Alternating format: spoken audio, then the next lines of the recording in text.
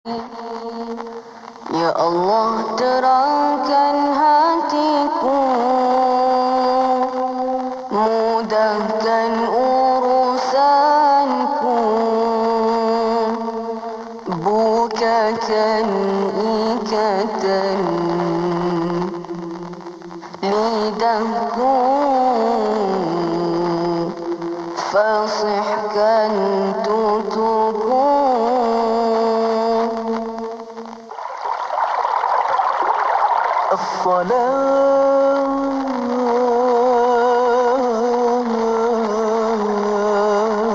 الصلاة والسلام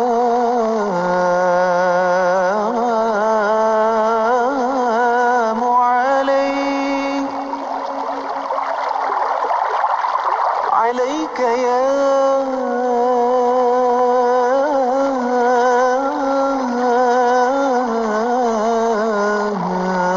رسول الله.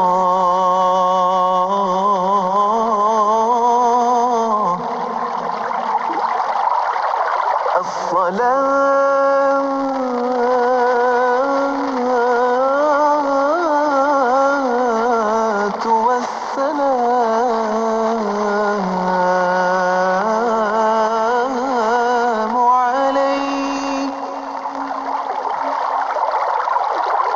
عليك يا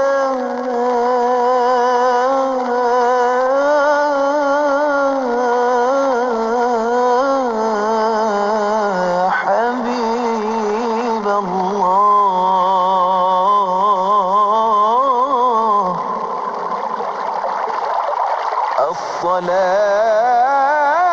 الصلاة والسلام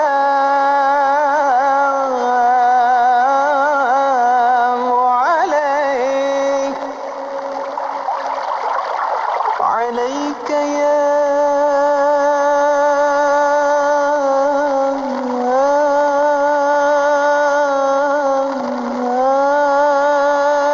سيدي،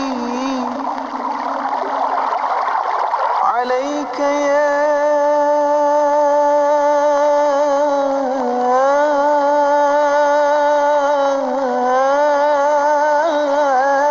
سيدي، عليك يا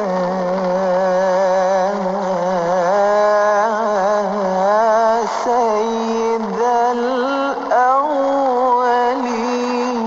والآخرين.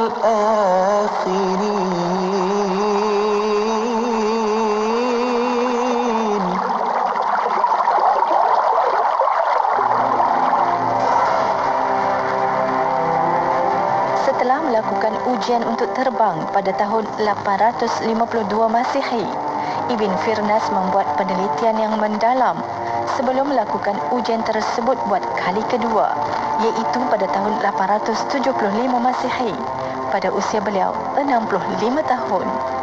Ibn Firnas mengundang orang ramai untuk menyaksikan percubaan bersejarah beliau untuk terbang di Jabal Al-Arus di kawasan Rusafa, berhampiran dengan Cordoba. Penerbangan yang dilakukan itu agak berjaya, namun disebabkan tidak mengambil kira cara burung mengepak ketika meluncur turun dan mendarat, beliau telah mengalami kecederaan serius yang menghalangnya daripada melakukan ujian untuk terbang yang seterusnya. Sumbangan besar Ibn Firnas memberikan manfaat besar kepada manusia sejagat. Konsep yang digunakan oleh Orville Wright dan Wilbur Wright untuk membina kapal terbang berpandukan teori yang diasaskan Ibn Firnas kira-kira 1000 tahun sebelum mereka. Ibn Firnas yang diiktiraf sebagai pencipta mesin terbang dan individu pertama dalam sejarah yang melakukan percubaan untuk terbang meninggal dunia pada tahun 887 atau 888 Masihi.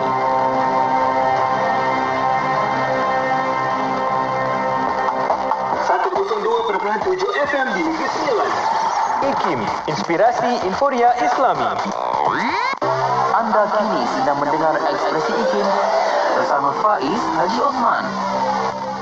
Yep, saya di sini teman-teman anda, Faiz Jasman bersiaran bersama-sama untuk kita dengarkan kupasan ilmu kita malam ini, perkongsian diskusi saya dalam Suara Siswa bersama adik rakan-rakan mahasiswa kita ni. Kita dengarkan suara mereka dan platform ini kita buka untuk mereka berinteraksi, apa jua pandangan, apa juga idea kita nak ketengahkan untuk sama-sama bagi ruang pada mereka. Inilah suaranya, inilah tempatnya untuk suara mereka didengari dalam Suara Siswa. Dan pada malam ini saya bersama-sama untuk kita dengarkan tajuk kita berkaitan dengan kepimpinan siswa era COVID-19. Anda yang menonton di Facebook, di YouTube dan juga dengarkan siaran ini di live radio IKIM waktu ini, terima kasih yang banyak. Terima kasih sebab mendengarkan siaran ini. Dan saya nak lalukan tetamu saya, Saudara Muhammad Hanan Muhammad Hanif, yang di-Pertua Majlis Perwakilan Pelajar Universiti Sains Islam Malaysia berada di talian saya ini. Assalamualaikum.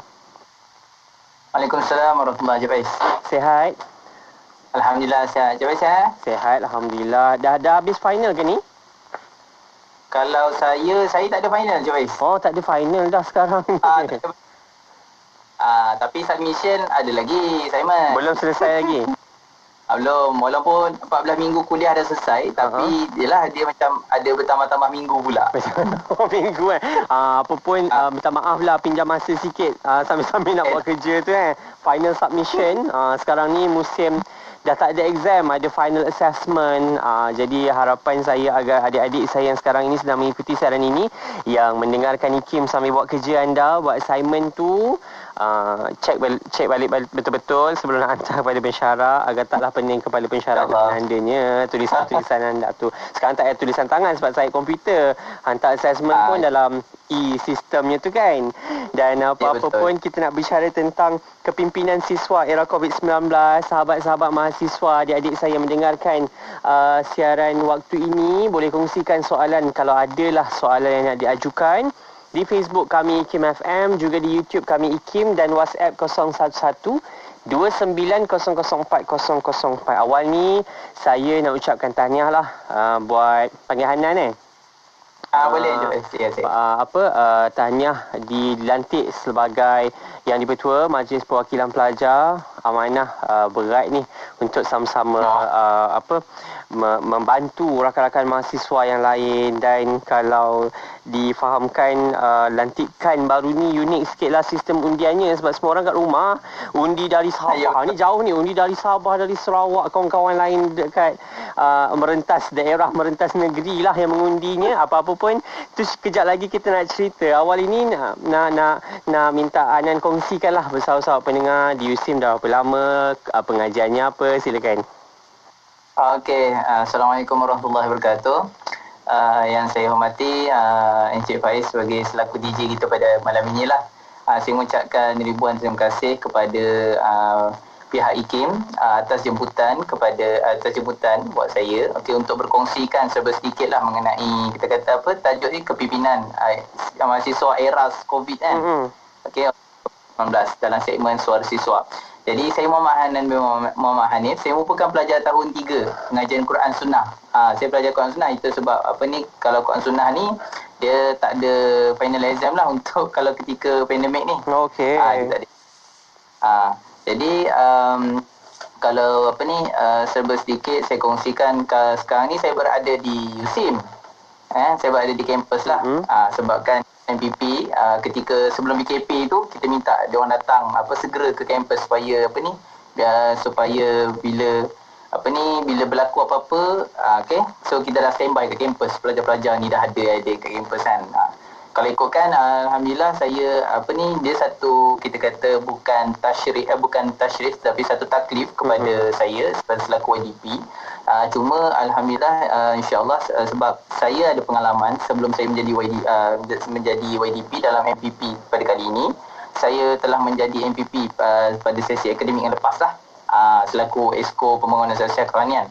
Jadi masa kata selok-belok tu insya-Allah ada pengalaman lah. Dan kami ketika saya berada MPP yang lepas pun kita dah berada dalam fasa dan pengalaman dalam fasa ya betul, pandemik ni nak uruskan student-student ni. Cuma dia agak lebih, saya nampak dia cabaran tu tinggi sikit, cabaran psikologi tu, menguruskan pelajar ketika pandemik yang lepas lah. Yang lepas lah. Ya betul. Okey. cabaran tu sedikit tinggi. Tapi insya-Allah pada ketika ini kita dia dah ada pengalaman, insya-Allah kita dah persiapkan benda itulah sesiap awal lah. InsyaAllah saya harap Hanan dan juga kawan-kawan di barisan kepimpinan mahasiswa USTIM sendiri bersedialah selepas ini apa-apa juga kemungkinan. Kita pun tak pasti, ni unprecedented event yang ada dalam negara kita dan dunia lah sebenarnya. Suasananya pasti berbeza dan yang satu bezanya adalah inilah bila mana sahabat-sahabat Hanan sendiri yang memilih barisan kepimpinan mahasiswa dengan cara yang unik sikit. Tahun saya semua kena beratur. Tahun saya lamanya. Tahun jangan tanya tahun bila orang kata nak kena beratur. Dia bagi masa. Lepas tu nak kena mengundi ikutlah yang fakulti yang MPP-nya kan.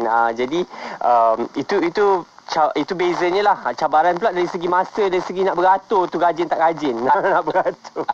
Kan? Cuma yang ni bezanya saya difahamkan undian dilakukan dengan e-undi. Macam mana? Boleh kongsi sikit ke macam mana proses, ada ke tak kempennya, ada ke tidak diperkenalkan barisan-barisan calon yang bertanding kan, dan akhirnya undian tu berlaku dan dinobatkan sebagai wakil perwakilan pelajar ni. Kongsi sikit perjalanan proses undi ni. Okey, untuk perkongsian untuk sahabat-sahabat semua yang para penonton yang hadir pada ketika ini. Kalau di USIM ni, kalau ikutkan kita sebenarnya Encik Faiz, kalau di USIM memang proses undian dari dulu lagi memang kita buat secara atas talian. Betul-betul. Cuma ada perbezaan sikit lah ketika pandemik dan ketika sebelum pandemik. Masa talian ni, kalau ketika sebelum pandemik ni, kita memang kena datang lah ke pusat undi. Dia memang pusat undi. Cuma kita tak buat menggunakan kertas. Online sistem dah dipakai. Ya betul, online sistem memang kami pakailah. So kita kiranya tidak ada masalah lah dari sudut persediaan tu. Cuma kena beratur macam biasalah. Beratur macam biasalah. Beratur tu memanglah macam Encik Faiz kata, dia cabaran dia lah. Masa yang cuma dia cepat sikit lah sebab dia atas talian dia. Betul-betul. So, kita beratur, dia di pusat-pusat undian yang dibuka oleh USIM. So kita datang situ, dia memang semua totally atas talian. Cuma pada kali ini totally atas talian ketika itulah, tetapi untuk kali ini totally memang semua atas talian. Maksudnya memang sebab pelajar-pelajar tak ada di kampus kan. Okey, berada di tempat masing-masing, jadi memang totally atas talian. Jadi hal awal pelajar HEP dia menyediakan satu website, yang mana website tu adalah dinamakan website e-undi lah. E-undi pemilihan Majlis Perwakilan Pelajar, okey, PMPP. Jadi di website itulah yang mereka letakkan gambar-gambar kami, manifesto kami, video kami, promosi kami, diletakkan macam ada satu centralized website untuk pelajar tengok. Tapi dalam masa yang sama, ketika dalam musim 2 minggu untuk kami berkempen itu, memang adalah hiduplah, kempen tu hiduplah. Cuma dia tak rasa, dia tak ada menjiwai sangatlah. Seperti mana kalau kita berada secara fizikal kan. Kita fizikal ni dia penat kan. Dia pergi ke fakulti, masuk kelas ni kan. Jadi ni kalau effortnya hanya rakam video lah. Ya betul, rakam video. Rakam video. So effort tak ada turun-turun padang semua tak boleh dah pun. Tak boleh lah, tak boleh kan. Tapi ada je lah effort nak nampak solat turun padang tu, kita masuk kelas-kelas student atas talian. So itu antara prosesnya lah. Cuma tempoh mengundi tu? Tempoh mengundi 1 hari je. 1 hari bermula pada jam 8 pagi sehingga 5 petang. Okey. Alhamdulillah lah, USIM mencatatkan undian antara undian tertinggi. Okey, kalau sesi yang lepas kita dapat mencapai 92% pelajar turun mengundi. Okey. Kalau pada sesi kali ini sebabkan pandemik, so dia kurang sikit. Tapi Alhamdulillah kurang tu tak kurang mana, sikit je. Kita dapat capai 89.7. Okey. Alhamdulillah. Maksudnya akses kepada internet tu tidaklah sukar buat sahabat-sahabat mahasiswa nak mengundi kan? Setakat ni ketika itu memang tak sukarlah, tak ada. Dia ada je isu tu, Cik Faiz. Tapi dia tidaklah nampak sampai ketara lah. Okey. Dapat lihat lah. Itu berkaitan dengan proses e-undi yang dijalankan oleh pihak universiti, pihak USIM sendiri, dan akhirnya calon-calon telah pun dipilih oleh rakan-rakan mahasiswa di USIM dan mereka memilih Hanan dan juga barisan kepimpinan yang lain untuk sama-sama mewakili mereka, rakan mahasiswa, untuk menjadi perantara antara mahasiswa dan juga pihak universiti. Dan harapan kita agar musim COVID-19 ini cabarannya terlalu tinggi, terutamanya dalam PDP lah, proses pengajaran dan juga pembelajaran.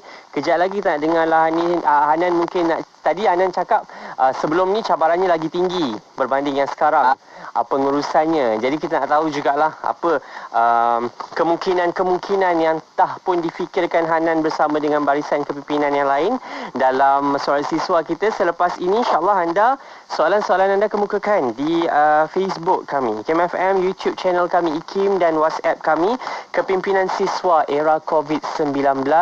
Kita nak berehat sekejap, kembali selepas ini dengarkan IKIM Inspirasi Inforia Islami.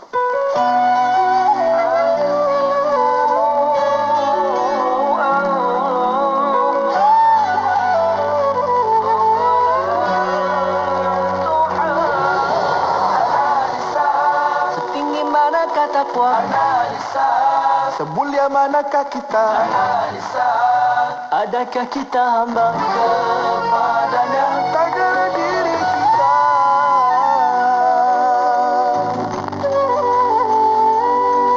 Adakah mengucap kalimah syahadah, solat 5 waktu, puasa zakat, pergi ke Mekah, tunaikan haji, telah dikira muslim sejati. Rendahkan solat, tiada kekhusyukan, puasa dikerja, banyak kekurangan, keluarkan zakat, kerana terpaksa tunai haji untuk makan dan nama.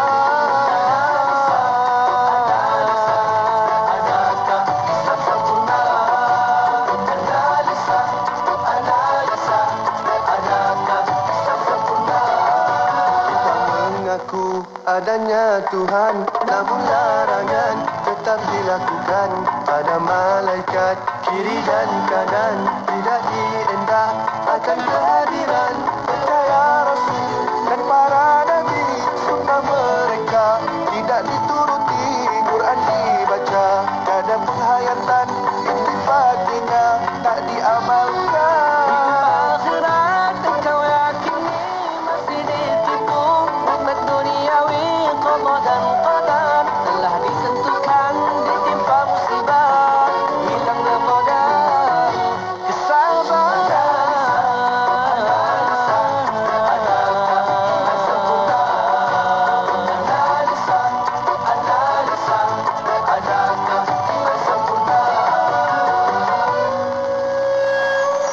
Makhluk termulia di maya pada kerana tinggi akhlak dan takwa. Tapi sekiranya dia tiada renungkan diri, cari jawabannya.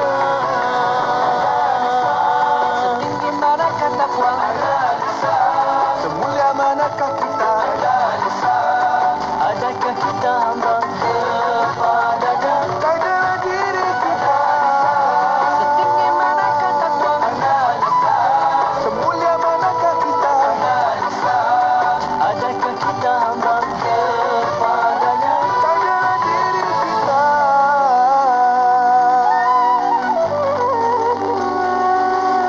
Kita mengaku adanya Tuhan, namun larangan tetap dilakukan pada malaikat kiri dan kanan, tidak diendah akan kehadiran percaya Rasul dan para nabi, sunnah mereka tidak dituruti, Quran dibaca, tiada penghayatan intifatina tak diamalkan.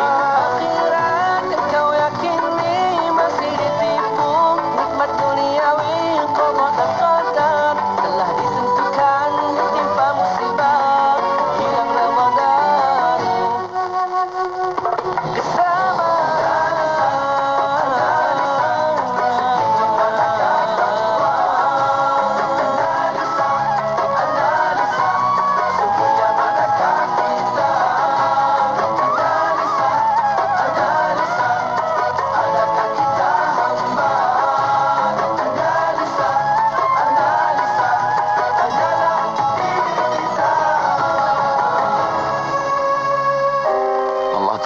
turunkan agama ini sebagai way of life, jalan cara untuk menjalani hidup, dari mulai lalat masuk ke tempat air minum kita sampailah kaki kita nak masuk ke toilet diatur oleh Islam. Maka gunakanlah Islam sebagai cara hidup, cara senyum, cara menguap pun Islam, apalagi ekonomiknya. Itu sebenarnya tujuan Islam datang, bukan nak buat kita berkelahi pada masalah kecil-kecil. Cuba ambil whiteboard, bagi garis tengah, lepas itu buat atas muttafaq alaih mukhtalaf fi. Perkara-perkara yang kita sepakat, perkara-perkara yang kita ikhtilaf. Cuba tulis, mana yang lebih banyak? Kita sepakat ke kita ikhtilaf? Kita sepakat Allah satu, kita sepakat kiblat satu, kita sepakat Quran satu, kita sepakat Nabi satu, kita sepakat kita wajib sembahyang, kita sepakat kita wajib guna Islamic Bank, kita sepakat bahawa kita mesti maju dalam bidang politik, kita sepakat bahawa kita mesti terapkan syariat Islam. Ini semua, kenapa kita mesti ikhtilaf dalam masalah tawassul, sayyidina, baca yasin, la ilaha illallah Muhammad Rasulullah? Betapa kecilnya kepala kita. Banyak lagi tanggungjawab besar yang mesti kita buat. Ikhtilaf ini merosakkan hati kita. Ikhtilaf ini dah rosakkan persatuan kita. Ikhtilaf ini dah buat kita lidah caci maki. Ingat, sibabul muslimi fusuqun. Caci maki orang beriman fasik, wa qitaluhu kufrun. Memerangi orang beriman sebabkan kita jadi kufur.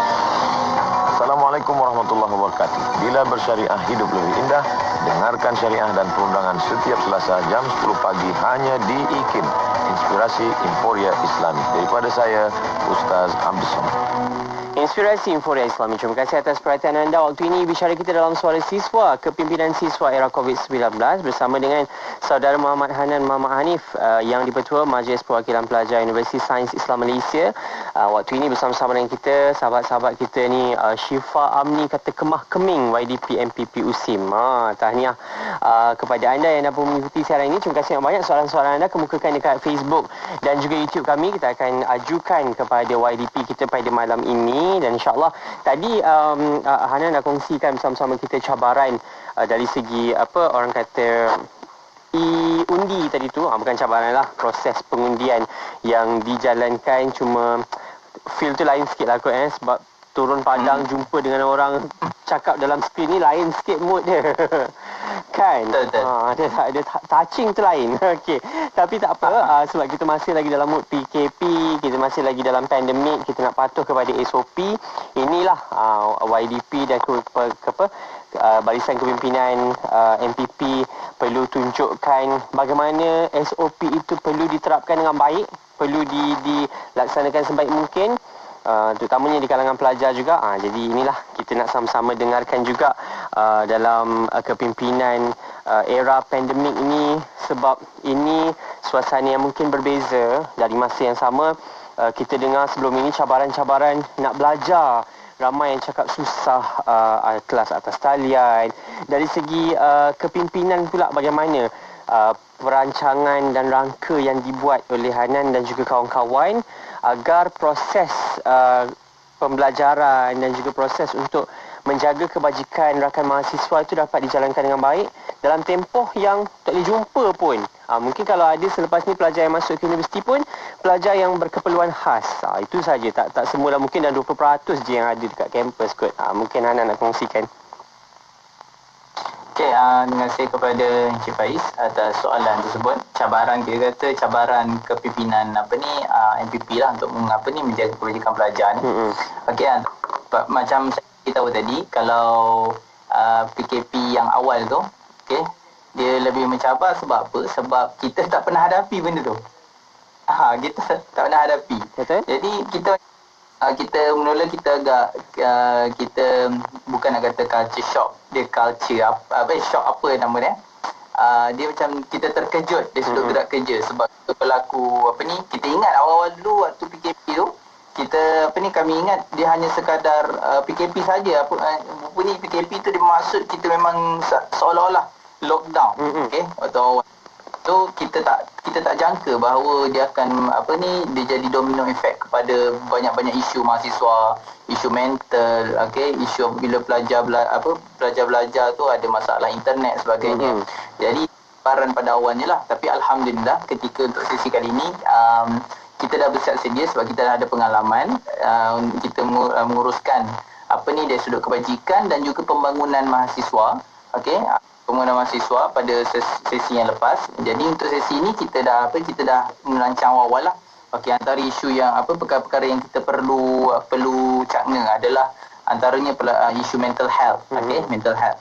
Okey, pelajar-pelajar yang depres, okey, yang sebenarnya dia bukan sahaja dia ada masalah mental health akibat belajar je Encik Faiz. Okey, penonton sekalian, tapi disebabkan juga ada dalam kalangan mereka, kita tak boleh menafikan bahawa bila mereka ini ada masalah keluarga. Rupanya bila kita cek balik, rupanya ada antara mereka pelajar ni dia suka duduk kat kampus sebab dia ada masalah keluarga, tapi bila duduk dengan keluarga dia jadi masalah.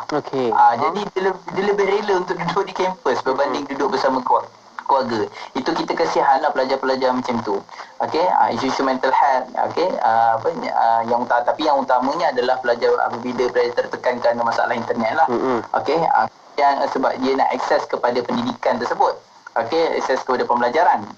Dan juga ada pelajar yang tidak ada alat peranti yang cukup, ada pelajar yang mengadu. Okey, ada kawan saya ni guru assignment tak buat pun. Bukan sebab malas nak buat, tapi dia tak ada laptop nak buat assignment. Sampai macam tu sekali, tak ada laptop. Dan kemudian ada juga untuk jadi perkara-perkara tersebut kita dah rancang awal lah. Maksud rancang awal ni kita dah cuba untuk bantu selesaikan. Kita kerjasama dengan pusat tanggungjawab yang berada di USIM ni. Seperti kalau di USIM ni ada pusat wakal zakat. Okey, pusat wakal zakat. Kalau isu-isu pelajar yang contoh, kalau pelajar balik pun ada isu juga Encik Faiz. Pelajar balik kampus. Pelajar balik di kampus, mereka menetap di kolej kediaman. Itu kita terima bahawa ada pelajar ni sebab bila dia duduk dekat kolej kediaman, so dia kena bayar sendirilah, bayar makan sendiri apa. Jadi ada pelajar antara mereka ini yang susah, dia tak cukup duit nak bayar makanan. Jadi perkara isu-isu tersebut alhamdulillah kita dah selesaikan lah. Kita dah bantuan telah diberikan kepada pelajar yang ada masalah kekurangan duit nak beli makanan. Dan juga kalau cabaran juga kami ketika pandemik ini nak menguruskan program untuk pembangunan mahasiswa. Ini antara cabaran yang besar lah Encik Faiz dan juga para penonton sekalian. Okey, yang kalau dulu ketika secara fizikal ni pembangunan mahasiswa ni kita buat secara program ni fizikal kan, betul tak? Betul. So kita nampak dia berimpak tinggi, kita bengkel 2-3 hari dan sebagainya. Okey, tapi kali ini kita semuanya berada atas talian. So kita tak tahulah sejauh mana impak tu ada, tetapi sejauh mana impak tu adakah dia memberi satu impak yang besar. Yalah, kita tak tahu dia bengkel-bengkel tiba-tiba dia tutup kamera, dia baring gitu kan. Dia baring pula kan. Jadi dia tak capailah hadaf dia. Okey. Itu antara cabaran lah dari sudut kami kepimpinan mahasiswa BP untuk fokus kepada kebajikan dan juga pembangunan mahasiswa. Dan okey, dari segi saluran, ialah kalau diceritakan mungkin banyak masalah, pelajar tentu ramai. Dari segi menyalurkan kebimbangan ini, menyalurkan aduan-aduan masalah ini, bagaimana saluran yang dibuka oleh pihak MPP sendiri untuk terima aduan-aduan, kebimbangan, kesusahan daripada pelajar untuk disampaikan kepada pihak pengurusan universiti? Okey, terima kasih Encik Faiz atas soalan tersebut. Saluran-saluran yang kami sediakan, yang pertama adalah satu saluran tidak langsung lah kami katakan. Saluran tidak langsung ni WhatsApp lah. Mesej MPP, yang tu saluran tidak langsung. Tapi kalau saluran langsung yang kami sediakan untuk kita kumpulkan aduan-aduan pelajar ni, kami ambil inisiatif adalah kami buat aduan e-cakna. E-cakna yang mana kita sediakan platform tersebut atas talian. Setiap minggu kita akan belaskan, so para pelajar akan isi aduan tersebut secara atas talian. Kemudian pada hujung minggu kami MPP ni kita akan berbincang untuk cari solusi. Bagaimana kita nak selesaikan masalah pelajar ni. Akan ada pelajar ni masalah gini-gini dan kita akan kontak. Kalau ada keperluan kita akan hubungi pelajar tu, kita akan terus direct bagi tahu. Okey, cara ni macam ni, cara macam ni. Kalau ada keperluan itu macam contoh isu-isu yang melibatkan maksudnya isu akademik kan. Okey, pelajar nak berdaftar apa semua, isu yuran ke, so kita akan terus direct contact lah, selesaikan. Tetapi kalau isu-isu macam kebajikan, berkaitan kebajikan, pelajar rumah sewa ke ataupun kolej kediaman, pelajar tak cukup nak makan, so kita akan kumpulkan aduan tersebut yang seperti dalam e-chatnya tu, kita akan kumpulkan pada setiap hujung minggu. Kemudian kita akan salurkan terus, kita akan salurkan kepada pusat tanggungjawab yang berkaitan. Kita buat kertas kerja cadangan ke, kita kumpulkan nama, kalau ada keperluan untuk kita buat satu kajian yang lain supaya ada pengukuhan untuk kita dapatkan bantuan daripada pihak universiti. Begitulah caranya Encik Faiz. Itu antara perkara yang dibuatlah. Maksudnya kena bergerak aktif untuk sama-sama, sebab ni zaman yang walaupun sahabat kita dekat Sabah pun kena bantu jugalah, sebab mereka masih lagi belajar, mereka masih lagi bergelar mahasiswa di universiti. Apa jua masalah yang mereka hadapi, walaupun jarak fizikalnya dah merentas lautan dah, tapi still bantuan perlu disalurkan kepada mereka. InsyaAllah kita melihat sekali lagi. Kejap lagi saya nak tanya dengan Hanan antara terlibat sama dengan dalam mesyuarat bersama dengan YB Menteri. Ya, betul. Untuk sumbang saran yang mana pihak Kementerian Pengajian Tinggi meminta sumbang saran daripada ibu bapa, daripada pelajar sendiri, daripada perwakilan pelajar untuk berkongsi apa jua pandangan mereka tentang kemasukan secara bersemuka pelajar ke institusi pengajian tinggi. Kejap lagi kita dengarkan apa yang Hanan dan juga sahabat-sahabat perwakilan pelajar dari universiti, dari USIM sendiri dan juga dari universiti-universiti lain berkongsi pandangan. Saya kira itu mewakili sahabat-sahabat mahasiswa lah yang bimbang, yang dia ada dua perkara yang dibimbangi. Saya sebelum ini dalam interaksi bersama dengan suara siswa bersama pelajar sebelum ini, antaranya berkongsi bimbang tentang COVID itu sendiri dan bimbang tentang prestasi pembelajaran mereka. Ada sahabat pelajar yang cakap tak rasa macam belajar. Ada yang tak kenal pun dewan kuliah tu macam mana. Jadi kita nak dengarlah apa yang diutarakan, apa concern juga oleh YB Menteri terhadap anak-anak pelajar ini. InsyaAllah selepas ini bersama-sama kita dengarkan dalam Suara Siswa. Kita berehat seketika, kembali selepas ini dalam Suara Siswa. Soalan-soalan anda kemukakan, komen anda pun juga ramai yang kongsikan respon selepas ini tumpang bangga. Saat lagi saya bacakan responnya, komen-komen sahabat pendengar kita. Jadi anda jangan ke mana, kongsikan respon dekat Facebook dan juga YouTube kami. Sekejap lagi saya bacakan. Berehat set, kembali selepas ini.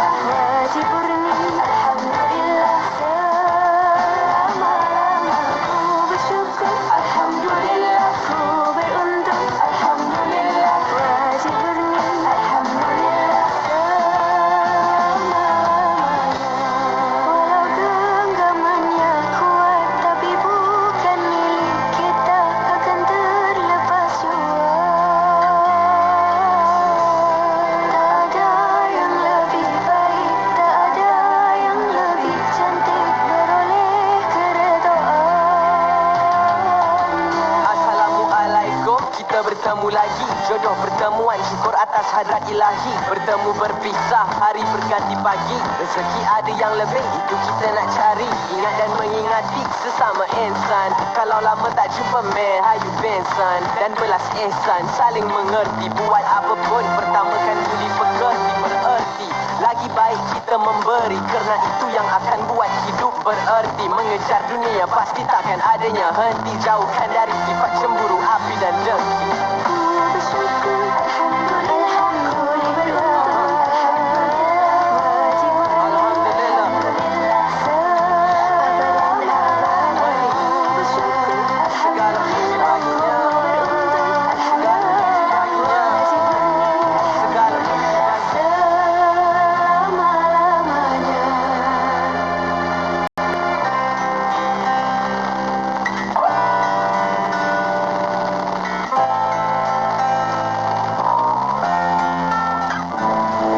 Bermanfaat pelbagai segmen, rancangan dakwah setiap hari, lagu-lagu Islami sepanjang masa. Dengarkan di IKIM, Inspirasi Inforia Islami. Yep, dengarkan siaran ini bersama-sama dengan kami, Faiz Haji Osman, dekat sini teman-teman anda, suara siswa kita, bersama dengan tajuk Kepimpinan Siswa Era COVID-19. Kita dengarkan bicara bersama-sama dengan sahabat saya ini, saudara Muhammad Hanan dan Muhammad Hanif, YDP MPP USIM. Dan sekejap sebelum saya nak dengarkan interaksi beliau selanjutnya, saya nak baca sikitlah komen sahabat-sahabat kita ni kan. Katanya, siapa ni? Siti Hanah kata memang sangat mencabar untuk menghadapi student era COVID-19. Tahniah Hanan, moga terus berjaya di masa mendatang. Siapa lagi? Ni tumpang bangga perform YDP USIM, kata Faizah Jamal. Mantap YDP katanya. Ramai kongsikan komen dekat kita ni malam ni. Terima kasih banyak sebab mendengarkan respon, mendengarkan perkongsian suara siswa pada malam ini. Jadi yang ramai-ramai ni, kalau ada rakan-rakan mahasiswa juga bersama-sama siaran kita malam ni, nak ke udara, saya promo sikit lah, nak ke udara bersama-sama, DM Abang Faiz, cari je Faiz Haji Osman IG tu, DM saya, insyaAllah nanti saya jemput untuk kita sembang-sembang isu-isu mahasiswa, dan hantarkan resume anda ke dekat email saya pun boleh lah. InsyaAllah nanti saya kongsikan ujung ni apa caranya untuk anda berinteraksi menjadi tetamu suara siswa. Nak masukkan dalam profil anda nanti senang selepas ni kan. Dan apa pun kita nak dengarkan Hanan kongsi bersama-sama dengan kita. Mungkin sikit lah antara sebelum dia terlibat bersama dengan mesyuarat bersama YB Menteri ya, betul. Secara mesyuarat tu tentang apa sebenarnya? Dijemput untuk sertai sama. YB Menteri, Bismillahirrahmanirrahim. Untuk mesyuarat tersebut yang telah berlangsung lah pada minggu lepas lah, sebelum KPT mengeluarkan kenyataan yang kita mengetahui ada baru dah lah. Jadi mesyuarat itu adalah tentang pandangan daripada pimpinan pelajar dari hampir seluruh IPT lah, jemputan YBM, dan juga bahagian mahasiswa holistik. Dia nak mendengar lah mengenai kemasukan penuh pelajar pada bulan 3. Dan mungkin apa antara yang menjadi perhatian YB Menteri dan juga kebimbangan di pihak MPP sendirilah, kebanyakan universiti mencadangkan kepada YB Menteri.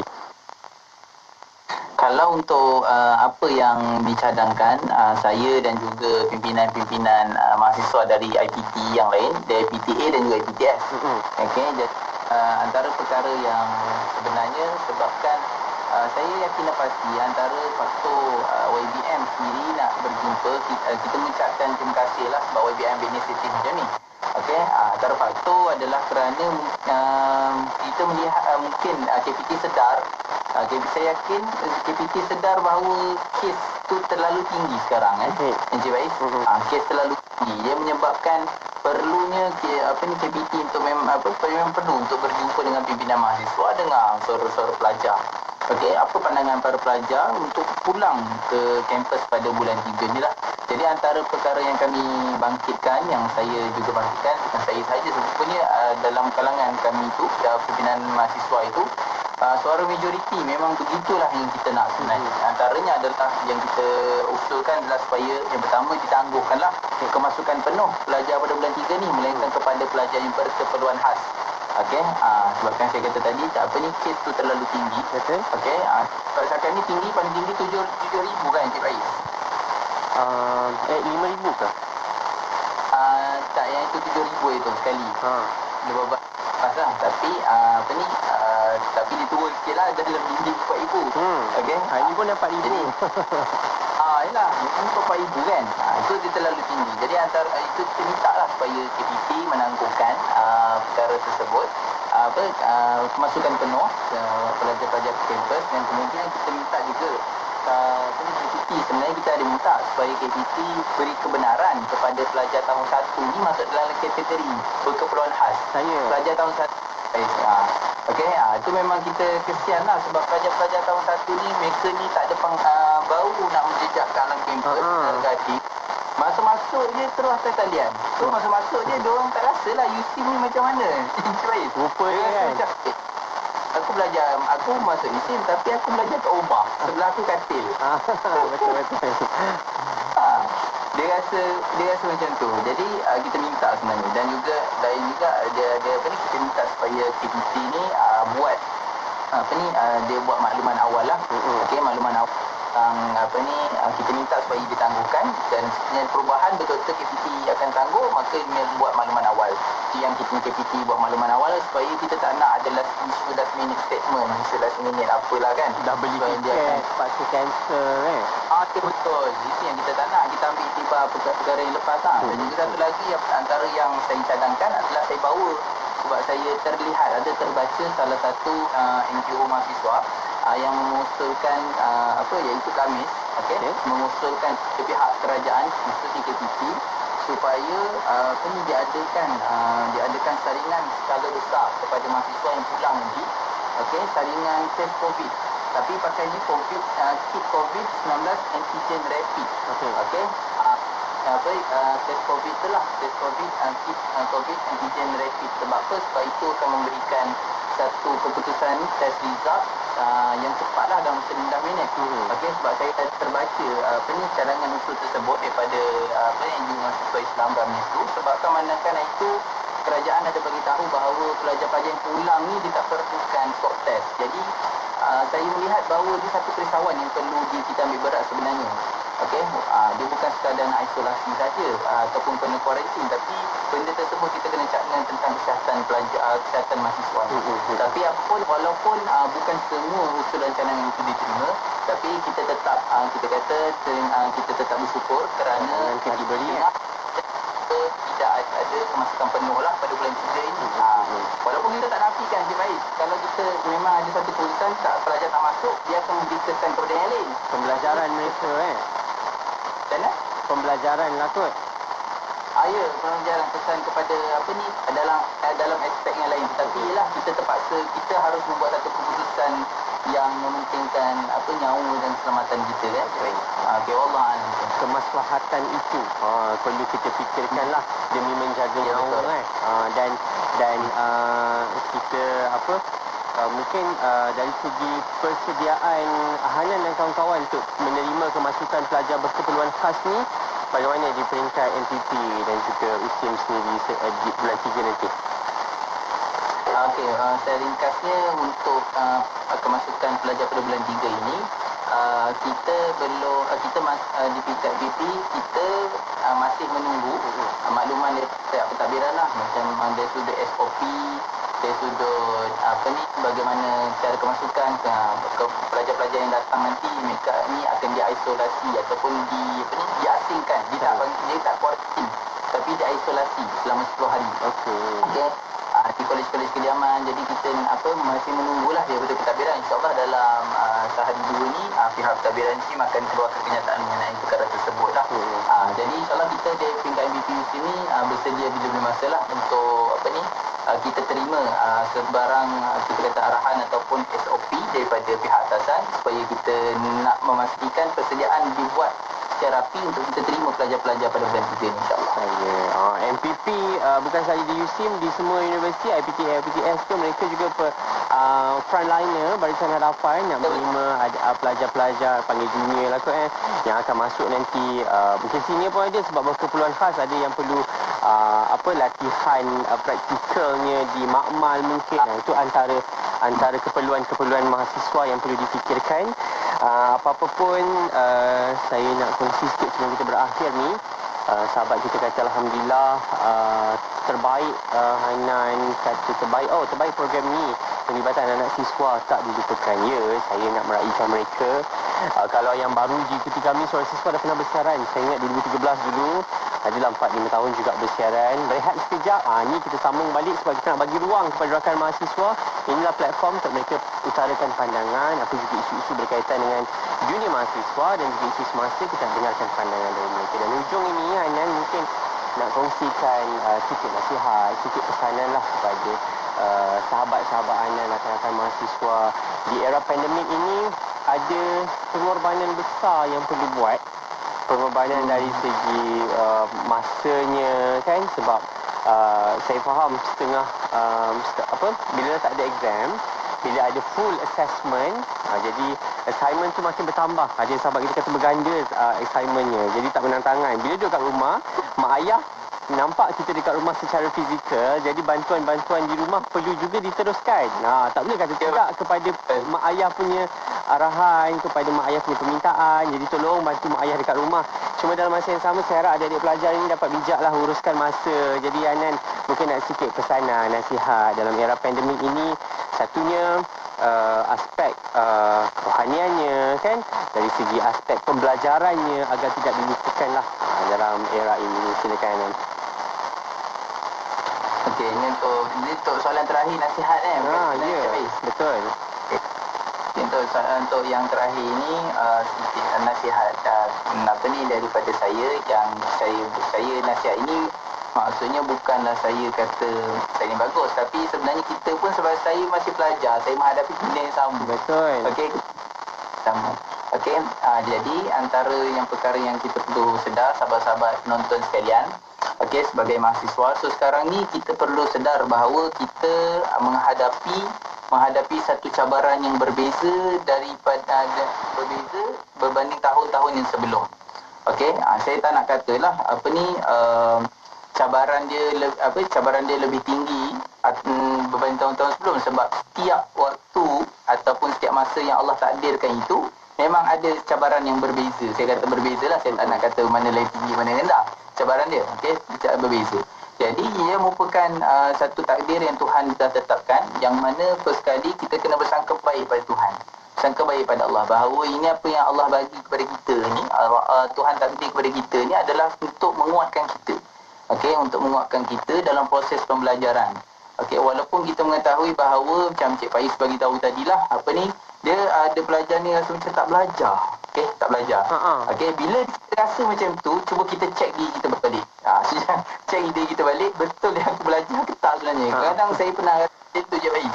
Yelah, sebab kita dulu cabaran ketika fizikal ni, kita belajar depan guru ni kan, depan lecturer ni, kita jaga adab kita dah. Kita jaga adab kita. Nak cakap dengan member sebelah pun risau pula kan, tiba-tiba kan dah tak menjaga adab. Tapi kalau ketika pandemik ni, cabaran dia berbeza. Kita nak menjaga adab ni atas talian. Yelah, lecturer kata jangan buka kamera, so kita tak buka kamera, so kita boleh berborak orang lain pula kan. Tengok TV ke. Ya Allah, macam tu sekali kan. Sampai macam tu sekali. Tapi so maksudnya sekiranya berlaku macam tu, dan memang kita patut rasa memang kita tak belajar lah sebenarnya. Jadi itu sebab bila sampai tahap kita rasa tak belajar tu, kita semak diri kita semula. Okey, kita ni betul-betul belajar atau tidak. Kita semak diri kita semula, bagaimana cara kita belajar, bagaimana cara kita beradab dengan guru dalam atas talian. Walaupun saya tak nafikan bahawa perkara tersebut memang sangat sukar lah sebenarnya. Okey, dan juga saya yakin dan pasti isu-isu yang menjengah mahasiswa, pelajar-pelajar adalah isu-isu cabaran dia, cabaran berkaitan cabaran dalaman dan luaran.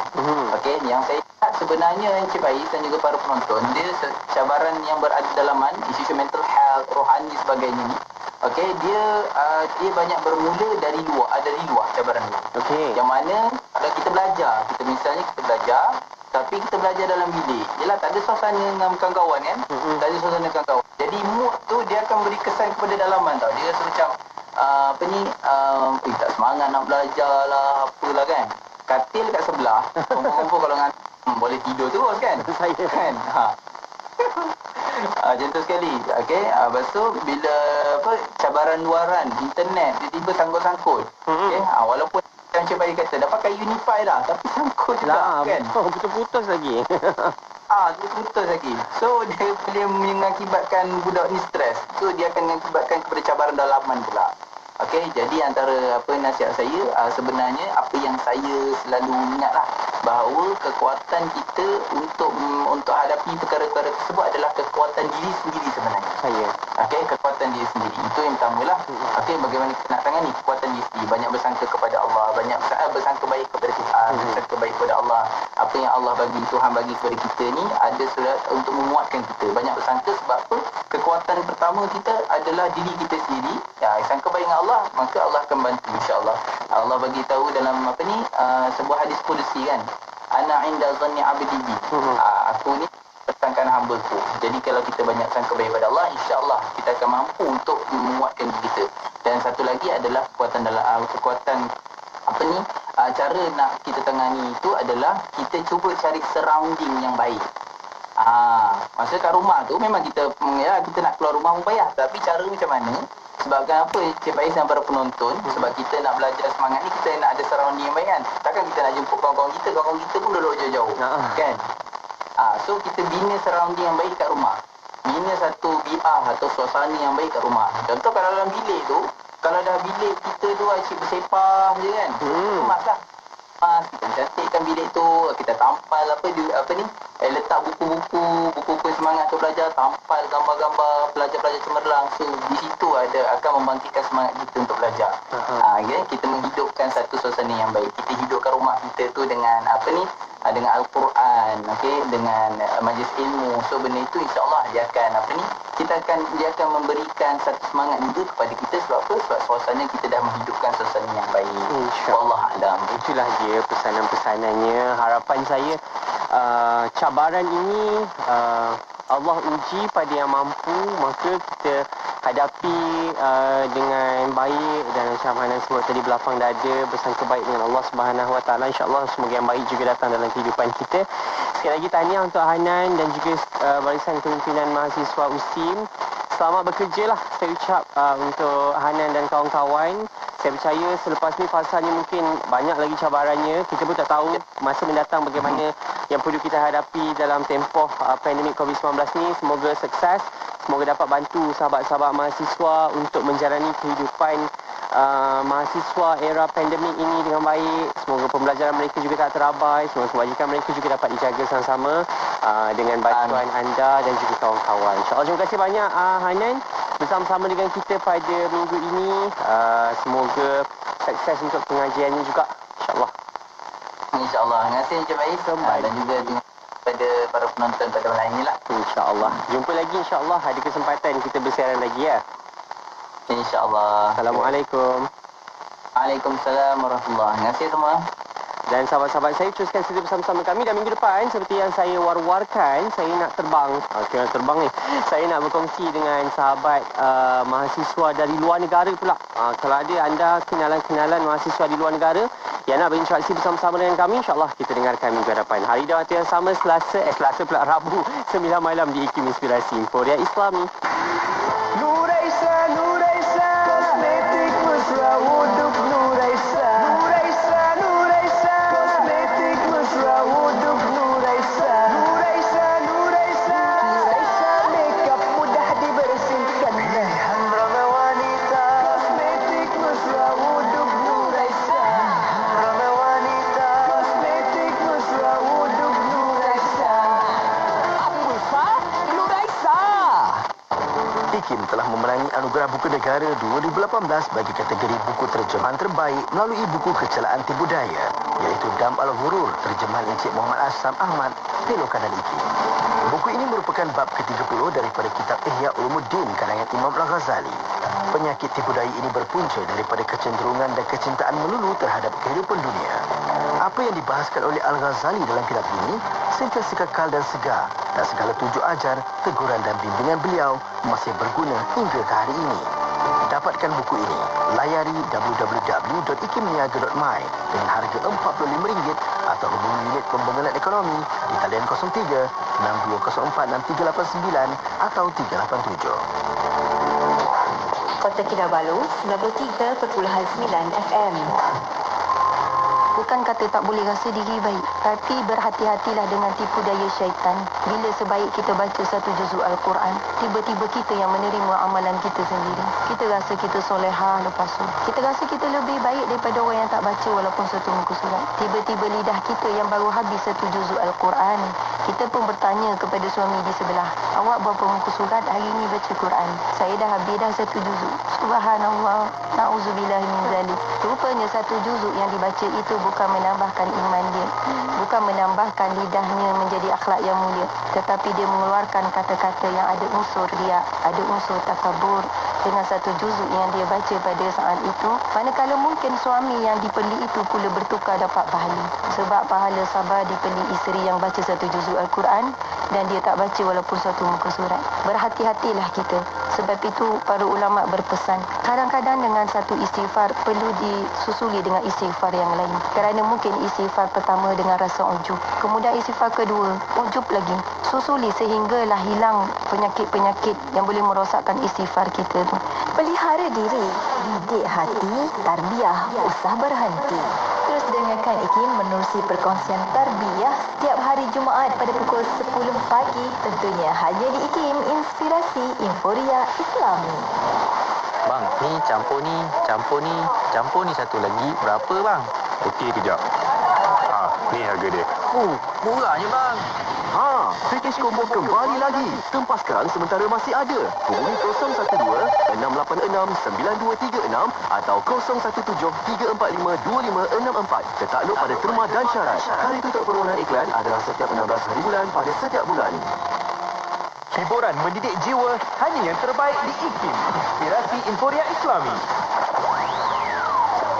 Apa cerita warna pagi Dengarkan.